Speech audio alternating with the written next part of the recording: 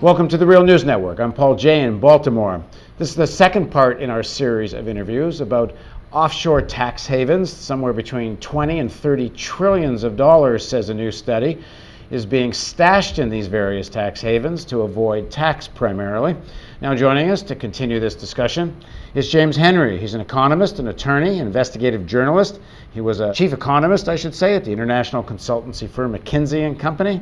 And he's the lead researcher of this report titled The Price of Offshore Revisited. He's also a global board member of the Tax Justice Network. Thanks for joining us, James. Well, so how many people are we talking about? Like, how many people are rich enough and are taking advantage of these tax havens? And give us again the sense of the kind of money involved.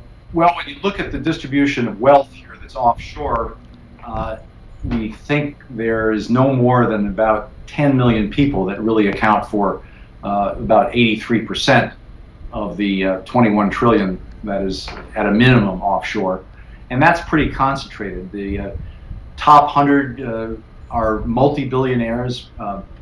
They account for about 8.1% of the total. The next 2,900 billionaires with an average wealth of $1.4 billion account for another 7% of it.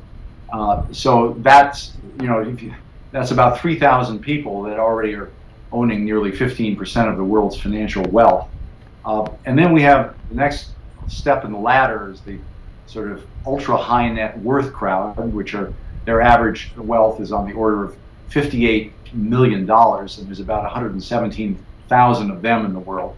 And then finally, there's another fortunate few who are about 9.9 million, whose average wealth is on the order of 6.3 million, and they account for about 60% of this. So 82% of the world's wealth then is, when you add all this up, is the offshore wealth is owned by about 0.14% of the world's population.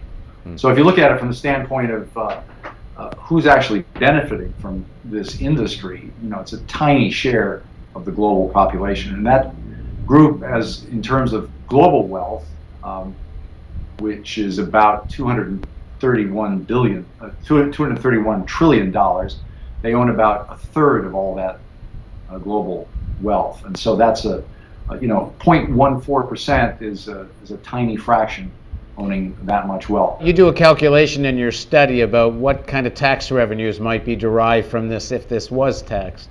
It's a calculation, a rough estimate that somewhere between 250 and 300 billion dollars a year of revenue, if all this money were, all this wealth were really declared and the earnings on it were, and that's assuming kind of a very conservative 3% yield on the wealth and a 30% marginal tax rate. So it could be far higher than that depending on the year.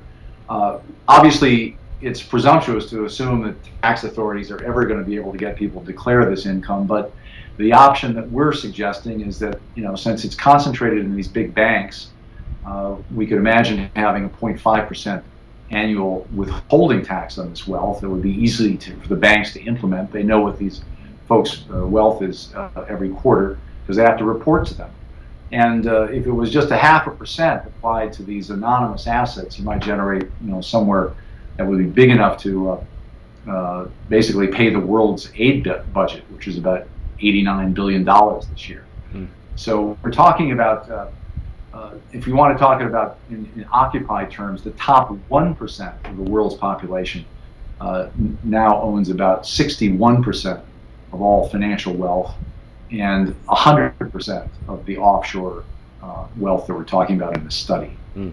And what are the consequences of this on the global economy that so much money is sitting in these tax havens? Well, first of all, we know that inequality is understated. The standard statistics for inequality leave out all this wealth, and even though it's only 10% of the world's total wealth, it all accrues to this tiny fraction of the population. So that means that the Gini statistics, all the other kind of routine statistics we've used to measure wealth inequality are understated. And secondly, we've also understated the growth of inequality because all of this activity is relatively new in world history, and so it goes back to the beginnings of the 1970s when havens started to take off, and when a lot of this offshoring of wealth started to soar, partly financed by the debt crisis, partly because the haven infrastructure was being refined by these banks. And since then it's taken off. And we learned a lot more lately about the impact that inequality really has on welfare, on people's lives, on the performance of the macroeconomy as well. For example, one characteristic of all this wealth is that it's invested in relatively low yielding time deposits and secure assets in first world countries. And compared with investing in a high growth developing country like Brazil, the opportunity cost is really pretty high here for this kind of investment. And the people who are this wealthy are not consuming. I mean, they've consumed about as much in the way of real estate and yachts and art and other things as finer things in life as they can. But at the end of the day, they are almost required to save it.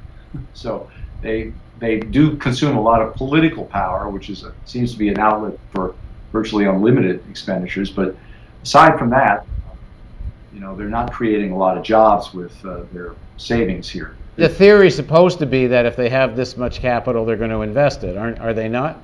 Well, as Keynes pointed out back in 1936, the problem is that in the capitalist economy, investment depends on expected profitability, and savings can be made for other reasons. In this case, just because distribution of wealth favors people who don't, it's far too much for them to consume. So there's no necessary coupling between savings and investment unless business people really expect the economy to get better. Right now, we've seen that the investment side is very weak.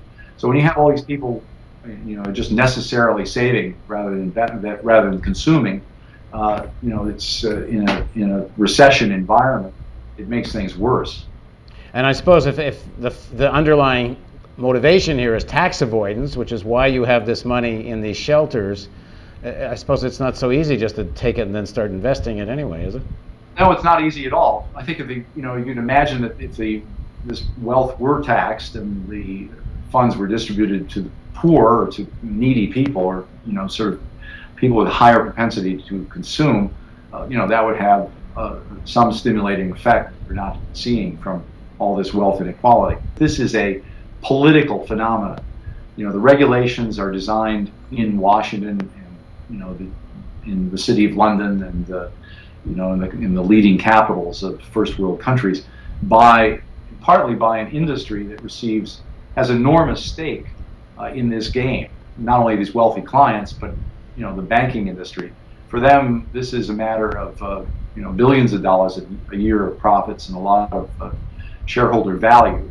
They are spending too heavily on campaign contributions and on lobbyists to make sure that their point of view is represented. Anytime there's a treasury regulation, anytime there's a major prosecution of a major bank, you can be sure that they are there helping to write the regulations and lobby against the prosecution. So in the last, since 1990, I calculated that the U.S. banking industry, for example, has spent about $6.6 billion on campaign contributions and lobbying in Washington alone. It's about $2,200 per congressman per day since 1990.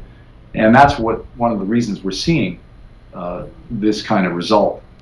Now, if a big bank helps someone from a developing country to avoid taxes and or embezzle a public treasury and then park this money in a tax haven, that's a criminal conspiracy, one would think. And there is an argument that's been made, I think by one of your colleagues too, James Boyce and others, that there's historic precedent for then the countries to say, well, banks, you did this knowingly, and now you're lending us money and we're in debt to you, although on the whole we'd actually be a creditor if we could repatriate all this money that you colluded with.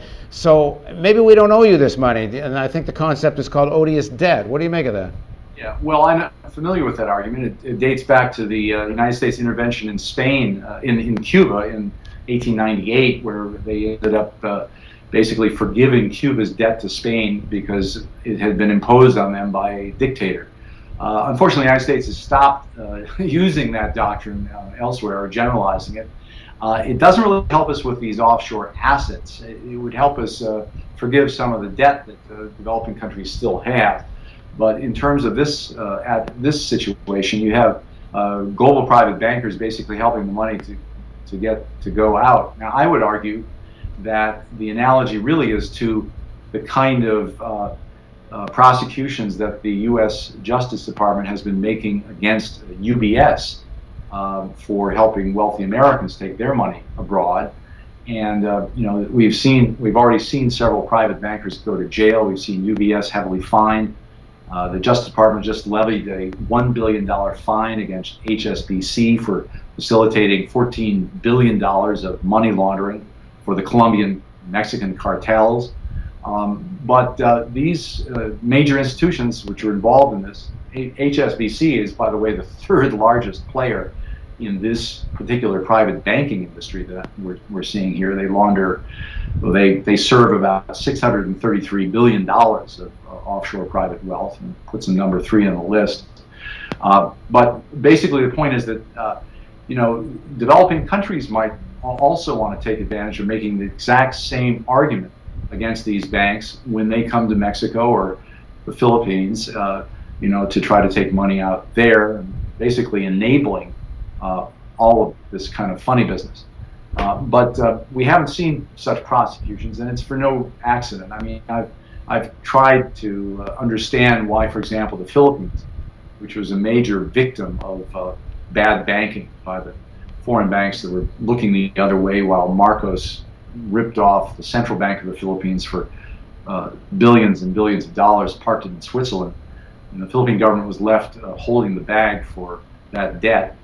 I asked the Philippine ministers at the time why they didn't go after these people. They said they were basically intimidated by the international banks, and felt that the Philippines couldn't really have any bargaining power with them. So this is something that's very difficult for any individual developing country to tackle, because the banks quickly, gang up on them and will make life hard, single them out, and move elsewhere. But right. It is something that cries out for collective action. Well, in the next segment of our interview, we're going to talk about what that collective action could look like and what Americans might be demanding of their government on this score, given that all of these big banks, one way or the other, are touched by American regulation or lack thereof. So please join us for the next segment of our interview, and we will be back soon on the Real News Network.